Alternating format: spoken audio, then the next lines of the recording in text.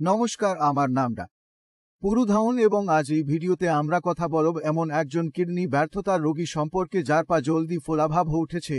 তিনি কি করতে পারেন তার জীবনের সবচেয়ে বড় ভুল। কিডনি বিকল রোগীদের ক্ষেত্রে পা ফুলে যাও, পা পানি ভর্তি হয়ে একটি সাধারণ সমস্যা এবং এর যত্ন নেও খুব গুরুত্বপূর্ণ।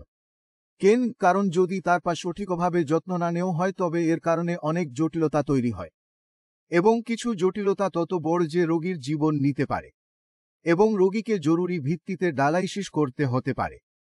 কিডনি ফেইলার রোগীর যদি পা ফোলা থাকে তবে তিনি কি করবেন যা তার জীবনের সবচেয়ে বড় ভুল হতে পারে, এবং সেটা হলো পা নিচে তাকিয়ে ঘুমানো। পার তলায় বালিশের নিচে ঘুমালে সবচেয়ে বড় সমস্যা শুরু হয়। একজন কিডনি ফেইলার রোগী যার পা ফোলায় তাকে কি করতে হবে, এবং সে একটি ভুল করতে পারে যা তার জীবনের সবচেয়ে বড় ভুল। মনে করুন যে এটা আপনার শরীর এবং পা পানি আছে, এটি কমাতে চাইলে ফোলা অপসারণ করতে হবে। তাহলে আপনি নিশ্চয়ই ইউটিউবে অনেক ভিডিও দেখেছেন বা কেউ নিশ্চয়ই আপনাকে বলেছে যে আপনার পার নিচে একটি তাকি রাখলে আপনার সমস্যা সমাধান হবে। আপনার সমস্যা সমাধান হয়ে গেছে। পা ফুলে উঠলে সেই সমস্যাটি সাময়িকভাবে সমাধান হবে, কিন্তু আপনার ফুসফুসে পানি ভরলে হবে। যদি আপনার পা ফুলে যায় তবে আপনার ফুসফুসে পানি চলে যাবে। এখানে তোমার পা, এখানে তোমার ফুসফুস। তাই যখন আপনি আপনার পা উঠিয়ে নেবেন তখন জল কি করবে? এটি ফিরে আসে এবং আপনার ফুসফুসের নিচের অংশগুলি পূরণ করতে শুরু করে। তাই রোগীর ফুসফুসে পানি ভরে গেলে বোঝা যায় যে রোগীটি নিউমোনিয়া আছে। এখন আপনার শরীরে শুধুমাত্র একটি অঙ্গ ক্ষতিগ্রস্ত হচ্ছে, কিডনি। এখন এটা ক্ষতিগ্রস্ত হচ্ছে, কিডনিও ক্ষতিগ্রস্ত হচ্ছে এবং পানি ফুসফুসে পৌঁছাচ্ছে। জখম পরিচ্ছন্ন করার সময় ডাক্তার সবসময় ফুসফুসকে বাঁচান, কারণ যদি পুরো কিডনি ক্ষতিগ্রস্ত হয় তবে চিকিৎসকের ডায়ালিসিস করার উপায় থাকে, কিন্তু যদি ফুসফুস ক্ষতিগ্রস্ত হয় তবে ভেন্টিলেটরের উপায় আছে। তাই কিডনির চেয়ে ফুসফুসের মূল্য কারো বেঁচে থাকার ক্ষেত্রে বেশি। তাই কখনো আপনার পা নিচে পিলো রাখবেন না বা পা উঠানোর ভুল করবেন না। এখন আমি আপনাকে আপনার স্ক্রিনে একটি বালিশ দেখাচ্ছি। এটি একটি ত্রিভুজাকার পিলো আকৃতি দেখেছেন। এটি একটি ত্রিভুজ কিলক দিয়ে তৈরি এবং আপনি দেখেছেন যে মডেলটি এর উপর সুখবর্তীভাবে ঘুমাচ্ছে। তাই এর ফলে আমাদের ফুসফুস সর্বদা আমাদের পা থেকে উপরে থাকে। আপনার পা ফোলা থাকতেই হবে, কিন্তু এটি কোনো বৃহত্তর সমস্যা উৎপন্ন করে না। কিন্তু যদি আপনার ফুসফুস থেকে পানি বের হতে শুরু করে তাহলে এটা খুব বড় সমস্যা হবে। তাই যখনই রোগীকে ঘুমাতে হবে, থাকতে হবে, তখন সে তির্যক অবস্থানে ঘুমাবে কিভাবে? ত্রিভুজ পিলোর সাহায্যে। তাই এটি এমন একটি জিনিস যা আমাদের ফুসফুসে পানি ভরে না দেয়। সেই জন্য আমরা একটি ছোট ট্রিক শিখেছি। কিন্তু যদি শরীরে পানি জমা হয় তাহলে এর কারণ কি? কারণ হলো আপনি আপনার কিডনির কাজকে ঠিকমতো করতে পারছেন না।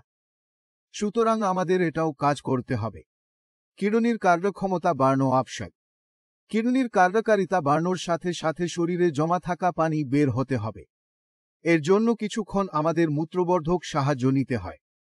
আমরা যেসব ঔষধ খাই তা জেন আমাদের শরীরে প্রস্রাবের প্রবাহ বাড়ে। প্রস্রাবের প্রবাহ বাড়ানোর মানে হল শরীর থেকে পানি বের হওয়া উচিত। দ্বিতীয় যে বিষয়টি আপনাকে মাথায় রাখতে হবে তা হল পানির পরিমাণ নিয়ন্ত্রণ করতে হবে, কারণ আপনার শরীরে ইতিমধ্যেই অনেক পানি রয়েছে।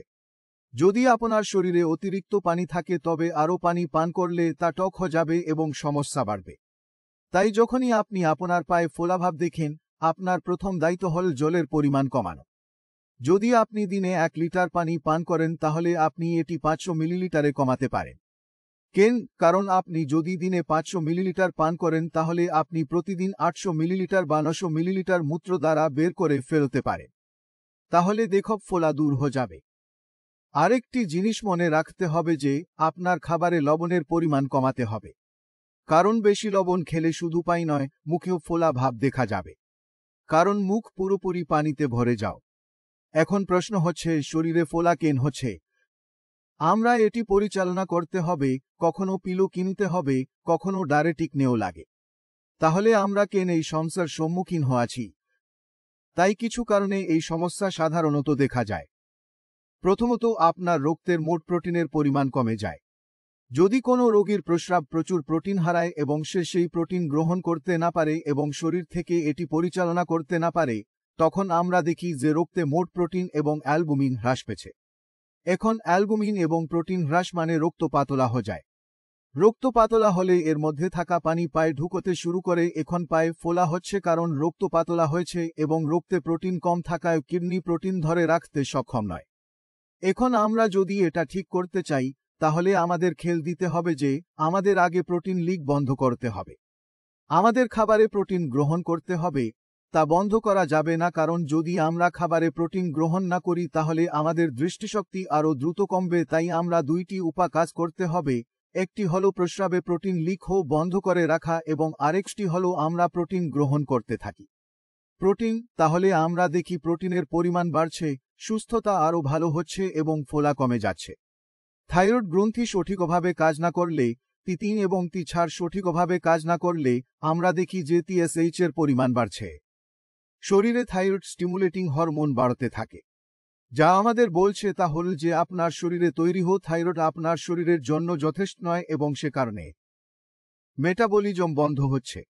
অর্থাৎ আমরা যে খাবার খাচ্ছি সেখানে থাকা প্রোটিন ঠিকমতো আটকে যাচ্ছে না, কারণ আমরা হরমোনের সমস্যার সম্মুখীন হচ্ছি।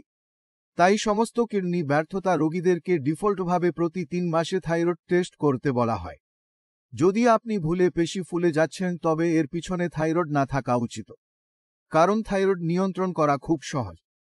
আপনাকে কেবল সকালে একটি ট্যাবলেট খেতে হবে এবং আপনার থাইরয়েড নিয়ন্ত্রণে আসবে।